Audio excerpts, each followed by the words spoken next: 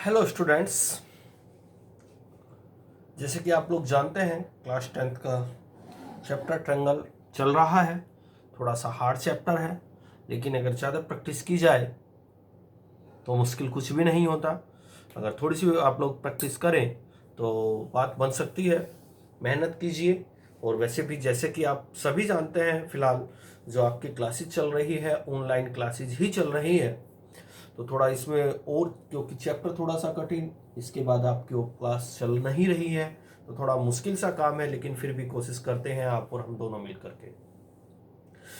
आज मैं आपसे जो बात करने वाला हूँ क्वेश्चन नंबर 9 से मैं आपकी क्वेश्चन की शुरुआत करने वाला हूँ। तो आइए बात करते हैं क्वेश्चन नंबर 9 के बारे में।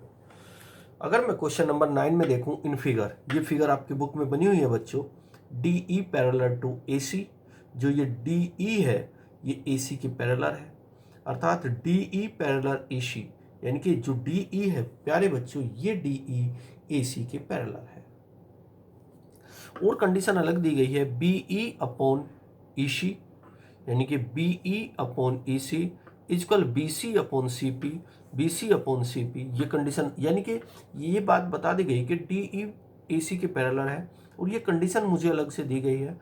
तो मुझे प्रूव करने के लिए कहा गया, prove that D C parallel to A P, यानी कि मुझे प्रूव करना है डीसी और एपी एक दूसरे के पैरेलल है दी गई दो कंडीशन के अनुसार। एक कंडीशन के डीई एसी के पैरेलल है, डीई एसी के पैरेलल है, दूसरी कि ये रेशियो एक दूसरे के इक्वल दिए गए हैं। तो मुझे डीसी के पैरेलल एपी प्रूव करना है, डीसी के पैरेलल एपी प्रूव करना। आइए बात करते हैं। सबसे पहले मैंने बात लिखी जो यहां मुझे दी गई है, डीई पैरेलल टू एसी। अगर DEAC के पैरेलल है, DEAC के पैरेलल है, तो आप ट्रायंगल ABC में ABC में थेल्स थ्योरम अप्लाई कर दीजिए। DEAC के पैरेलल है। जरा अब आप अगर इसको देखेंगे, अगर मैं इसको ढक लूं और ये DC भी मैं यहां से हटा दूं, अगर मैं डीसी भी यहां से हटा देता हूं तो ए बी सी में प्यारे बच्चों थेल्स थ्योरम अप्लाई हो जाएगी। सर इसी में क्यों थेल्स अप्लाई की? क्योंकि थेल्स थ्योरम वहां अप्लाई होती है जहां दो साइड, यानी कि एक, अगर आपके ट्रायंगल की एक साइड के पैरेलल ट्रायंगल के अंदर कोई एक साइड ड्रा की जाए, ये मेरे पास AC है और इसके पैरेलल मैंने एक लाइन DE ड्रा की है जो मुझे दी गई है, तो मैं ABC में थेल्स थ्योरम अप्लाई कर सकता हूं। थेल्स थ्योरम क्या थी कि BE ratio EC is equal BD upon AD, यानी कि BE upon EC is equal BD upon AD। ये इक्वेशन नंबर मैंने 1 मान ली। अब मैंने वो बात लिखी जो मुझे गिवन है। मुझे गिवन क्या है? बुक में मुझे दिया गया है कि BE upon EC is equal BC upon CP। ये बात मैंने यहां लिख दी, इसको इक्वेशन नंबर मैंने 2 मान लिया। अब जरा आप इक्वेशन नंबर 1 और 2 को देखिएगा जरा ध्यान से। BE अपॉन EC और इसमें भी BE अपॉन EC। तो आप इक्वेशन नंबर मैंने लिखा 1 एंड 2 को BC अपॉन CP मैंने ऐसे ही रख दिया इक्वेशन नंबर 2 से, और BE अपॉन EC की मैंने इक्वेशन नंबर 1 से वैल्यू रख दी। BE अपॉन EC की वैल्यू BD अपॉन AD है, तो BE अपॉन EC के स्थान पे BD upon AD equation number 1 की वैल्यू मैंने यहां पुट कर दी। अब आप ध्यान से देखेंगे मेरे पास क्या रिजल्ट आ चुका है, BC upon CP, BC upon CP। BC कहां है?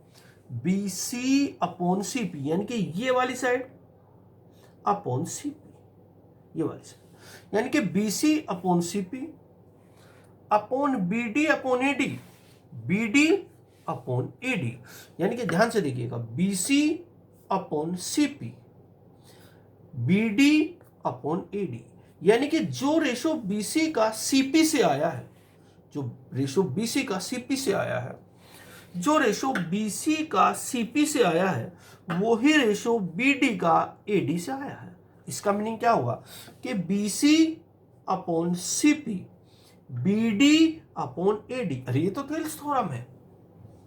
अगर ये थेल्स थ्योरम है तो इसका मीनिंग ये हुआ कि DC जो है AP के पैरेलल हो जाएगी ट्रायंगल ABC ABP में।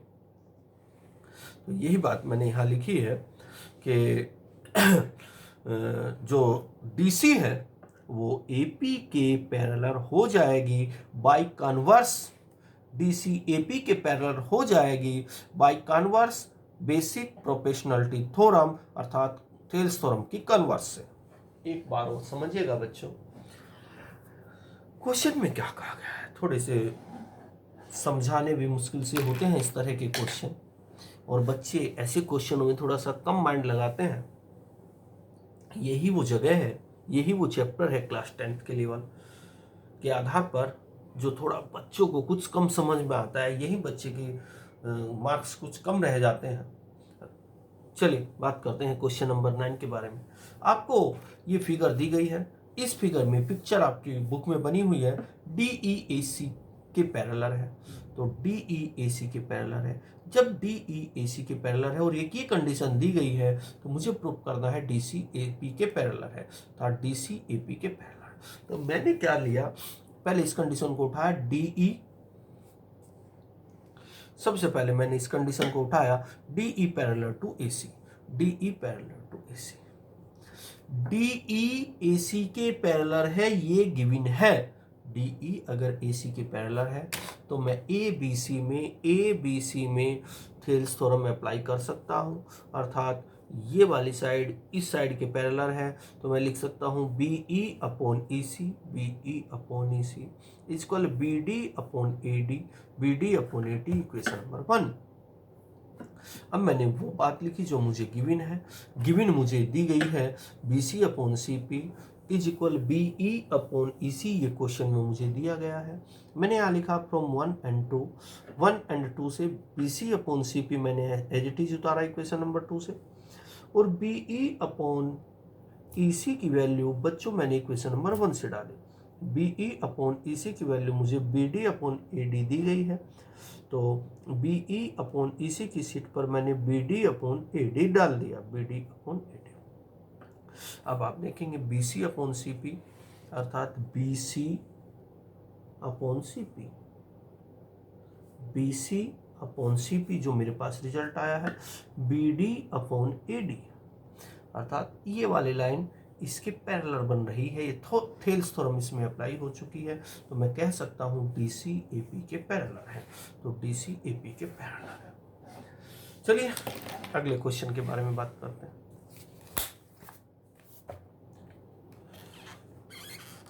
अब बात करते हैं प्यारे बच्चों क्वेश्चन नंबर 12 के बारे में।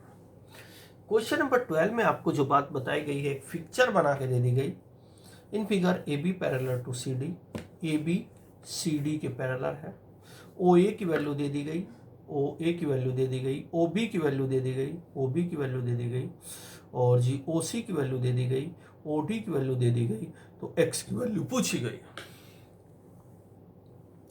अगर AB CD के पैरेलल है तो प्यारे बच्चों ट्रेपीजियम हुआ। अब ट्रेपीजियम में डायगोनल का रूल होता है। डायगोनल का क्या रूल होता है सर, पहले तो क्लियर कर दूं।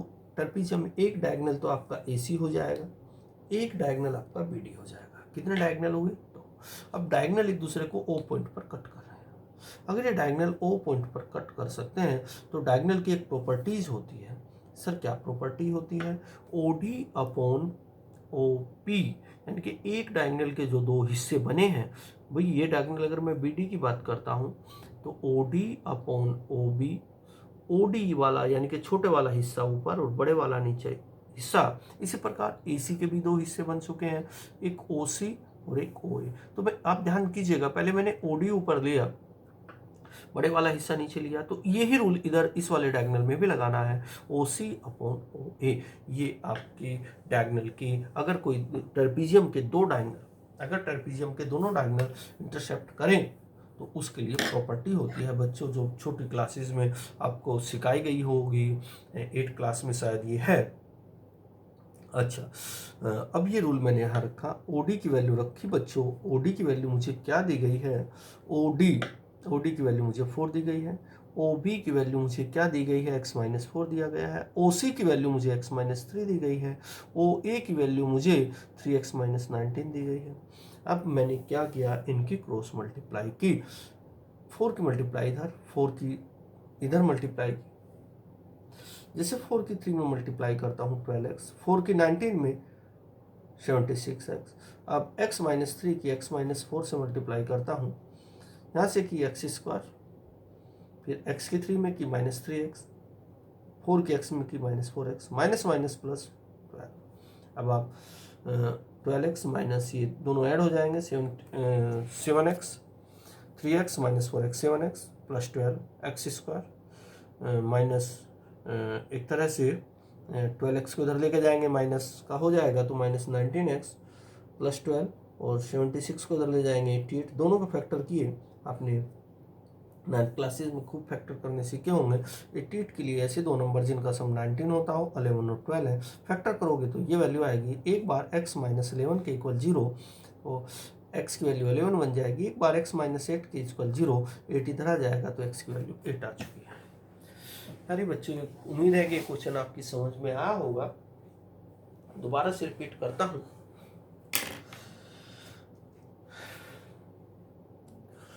आपको ये क्वेश्चन बुक में दिया गया है, फिगर बना करके दी गई है।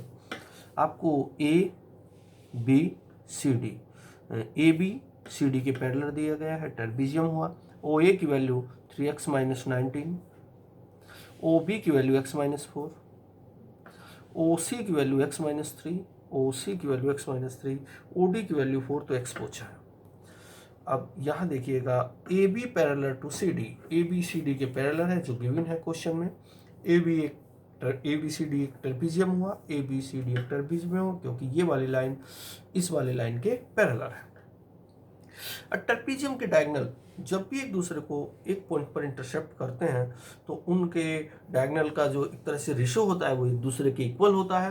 अर्थात जो ओ डी का ओ बी से रेशो होगा वही ओ सी का ओ ए से रेशो होगा। जो ओ डी का ओ बी से रेशो होगा वही ओ सी का ओ ए से रेशो होगा। ये 8 क्लासेस में बच्चों प्रॉपर्टीज है ट्रेपेजियम के लिए। तो यही बात मैंने यहाँ लिखी।